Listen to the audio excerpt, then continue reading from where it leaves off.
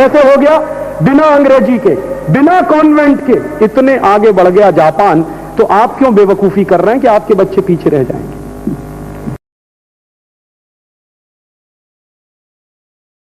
अब क्या हो गया है? अंग्रेज चले गए, आजादी आ गई।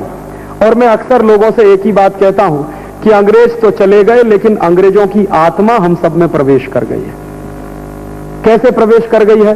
कि जो कॉन्वेंट स्कूल चले नहीं अंग्रेजों के जमाने में, वो कॉन्वेंट स्कूल आज गांव-गांव, गली-गली, घर-घर खुल गए हैं। 2 कमरे का घर है, उसमें कॉन्वेंट स्कूल खोल के रखा हुआ है। और कैसे कैसे कॉन्वेंट स्कूल हैं इस देश में। बंबई में एक कॉन्वेंट स्कूल मैंने देखा है, उसका नाम है बजरंगबली कॉन्वेंट स्कूल।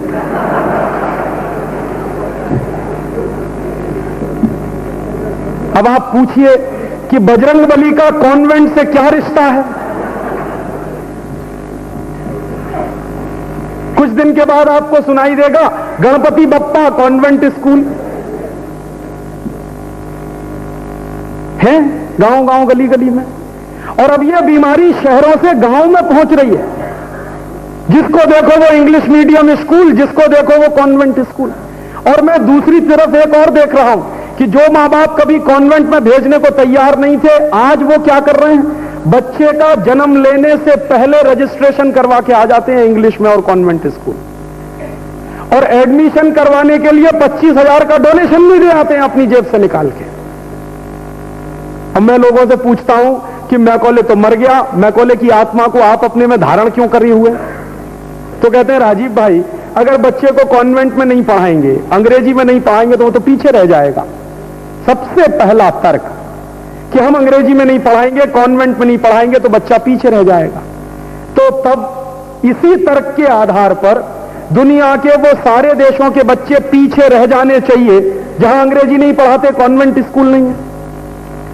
तो ऐसा एक देश है, उसका नाम है जापान। जापान में एक भी कॉन्वेंट स्कूल नहीं है, और जापान में एक भी स्कूल इंग्लिश मीडियम भी नहीं है, यह भी जान लीजिए। और एक और जानकारी दे दूं जो आपको आश्चर्य लगेगा कि जापान में मेडिकल की पढ़ाई होती है जापानीज में, इंजीनियरिंग की पढ़ाई होती है जापानीज में, मैनेजमेंट की पढ़ाई होती है जापानीज में, आर्किटेक्ट की पढ़ाई होती है जापानीज में। सब कुछ बचपन से लेकर और उच्च शिक्षा तक सब जापानीज में ही पढ़ाया जाता है।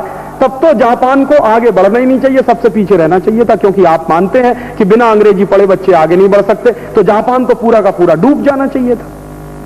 लेकिन सच्चाई तो उल्टी है। 1950 में यह जापान डूब गया था, लेकिन आज जापान अमेरिका के भी सिर पे चढ़कर बोल रहा। अमेरिका की हिम्मत नहीं होती जापान से 2 बातें कहने की, क्योंकि जापान शक्ति है आज उसके पास, आर्मी नहीं है। जापान के पास आर्मी नहीं है, ये जान लीजिए आप। उसके पास अपनी आर्मी नहीं है, लेकिन शक्ति इतनी है कि अमेरिका की हालत खराब होती है जापान के सामने। शक्ति किसकी है? टेक्नोलॉजी की और पैसे की। और इतना पैसा है आज जापानीज बैंकों में कि वो चाहें तो अमेरिका को खरीद के फेंक सकते हैं, इतना पैसा है उनके पास। कैसे हो गया? बिना अंग्रेजी के, बिना कॉन्वेंट के इतने आगे बढ़ गया जापान। तो आप क्यों बेवकूफी कर रहे हैं कि आपके बच्चे पीछे रह जाएंगे? दूसरा ही एक देश है फ्रांस। 1945 के सेकेंड वर्ल्ड वॉर में फ्रांस बर्बाद हो गया था। फ्रांस में एक भी कॉन्वेंट स्कूल नहीं है, एक भी अंग्रेजी माध्यम का स्कूल नहीं है। फ्रांस में बचपन से लेकर और उच्च शिक्षा तक सब फ्रेंच में पढ़ाया जाता है। और इतना आगे है फ्रांस यूरोप में। कितने वैज्ञानिक पैदा हुए हैं फ्रांस में जिनको नोबेल प्राइज मिला। एक देश है चीन, वहां कोई अंग्रेजी में नहीं पढ़ता बच्चा, और उच्च शिक्षा भी काफी चीनी भाषा में ही पढ़ाई जाती। चीन तो पीछे नहीं है। दुनिया में अमेरिका के बाद दूसरे नंबर की शक्ति अगर किसी के पास है तो वो है चीन। तो पीछे तो नहीं रह गया। मैं तो ये देख रहा हूं कि जिन देशों में अंग्रेजी नहीं है वही आगे बढ़ रहे हैं। हमारे जैसे तो सब फिसड्डी ही है जहां अंग्रेजी है। और आपको आज का ताजा उदाहरण दे दूं कि आप जो मानते हैं कि अंग्रेजी नहीं पढ़ेंगे बच्चे, कॉन्वेंट में नहीं जाएंगे तो पीछे रह जाएंगे। हमारे देश के एक बहुत बड़े वैज्ञानिक हैं, उनका नाम है डॉक्टर एपीजे कलाम। उनको भारत रत्न मिला है। और डॉक्टर एपीजे कलाम की बचपन से लेकर और माध्यमिक स्तर की पूरी शिक्षा मलयालम और तमिल में हुई है। कभी वो गए नहीं किसी कॉन्वेंट स्कूल में। और जो बच्चा बचपन से लेकर और इतनी ऊंची शिक्षा तक अपनी मातृभाषा में पढ़कर आया वो हिंदुस्तान का सबसे बड़ा वैज्ञानिक है। उस आदमी के दिमाग की वो देखिए, कितना दिमाग है उसके पास। एक जमाने में हमारे पास मिसाइल नहीं थी 200 किलोमीटर की मार करने वाली, आज हमारे पास 5000 किलोमीटर की मार करने वाली मिसाइल है। उसी आदमी की बुद्धि का नतीजा है ये। हिंदुस्तान जैसे राष्ट्र को उसने अमेरिका के समकक्ष बना दिया है मिसाइल की टेक्नोलॉजी में। एक भी देश ने हमको मिसाइल बनाने की टेक्नोलॉजी नहीं दी, एक भी देश ने, एक भी मल्टीनेशनल ने हमको वो टेक्नोलॉजी नहीं दी। वो डॉक्टर कलाम की बुद्धि से निकली है, जिसने कभी अंग्रेजी पढ़ी नहीं, बचपन में कॉन्वेंट में कभी गया नहीं। तो आप क्यों ये मान के बैठे हैं कि आपके बच्चे पीछे रह जाएंगे? एक दूसरी बात और कहते हैं लोग कि राजीव भाई अंग्रेजी तो अंतर्राष्ट्रीय भाषा है, इंटरनेशनल लैंग्वेज। दुनिया के मुश्किल से 12 देश हैं जहां अंग्रेजी चलती है, बाकी 188 देशों में अंग्रेजी चलती नहीं। और अगर 188 देशों में जो भाषा चलती नहीं वो इंटरनेशनल कैसे है? वो तो कभी नहीं हो सकती अंतर्राष्ट्रीय। तीसरा, कभी कभी लोग मुझे कहते हैं कि अंग्रेजी बहुत अच्छी भाषा है। मैं कहता हूं दुनिया में अंग्रेजी से रद्दी कोई दूसरी भाषा नहीं है। आप पूछेंगे क्यों? ये अंग्रेजी ही भाषा है जिसमें काका भी अंकल, ताऊ भी अंकल, मौसा भी अंकल, मामा भी अंकल, फूफा भी अंकल, फूफा का फूफा भी अंकल, सब अंकल।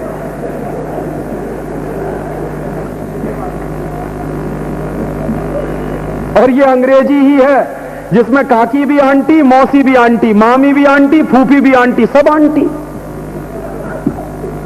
अब आप मुझे बताइए कि काकी को मौसी बना सकते हैं या फूफा को मामा कह सकते हैं?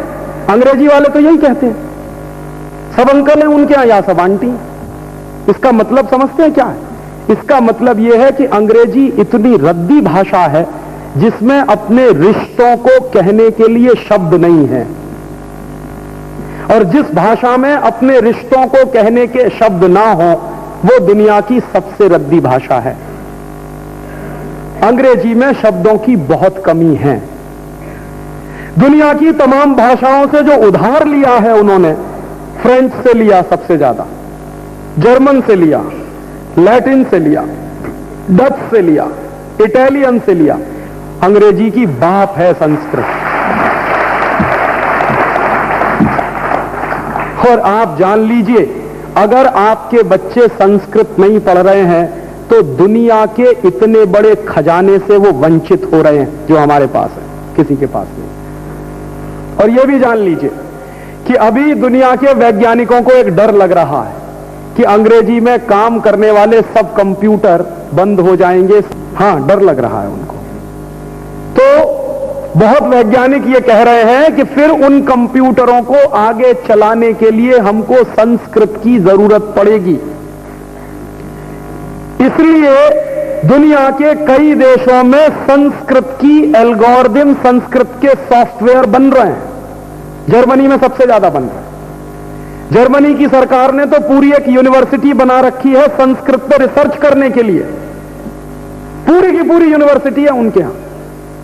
और जितने संस्कृत के ग्रंथ यहां से जर्मनी में हैं, आप कल्पना नहीं कर सकते। एक जर्मनी का विद्वान था मैक्स मूलर, जितना संस्कृत भाषा का अध्ययन उसने किया है शायद ही किसी विदेशी ने किया होगा। और वो इस निष्कर्ष पर पहुंचा कि दुनिया की सबसे वैज्ञानिक भाषा है संस्कृत। ये मैक्स मूलर ने कहा, खुद जर्मन था और इसलिए उसने संस्कृत में अध्ययन करना शुरू किया। तो आप जान लीजिए, अगर आपके बच्चे 21वीं शताब्दी में जाना चाहते हैं तो उनको संस्कृत पढ़ाइए।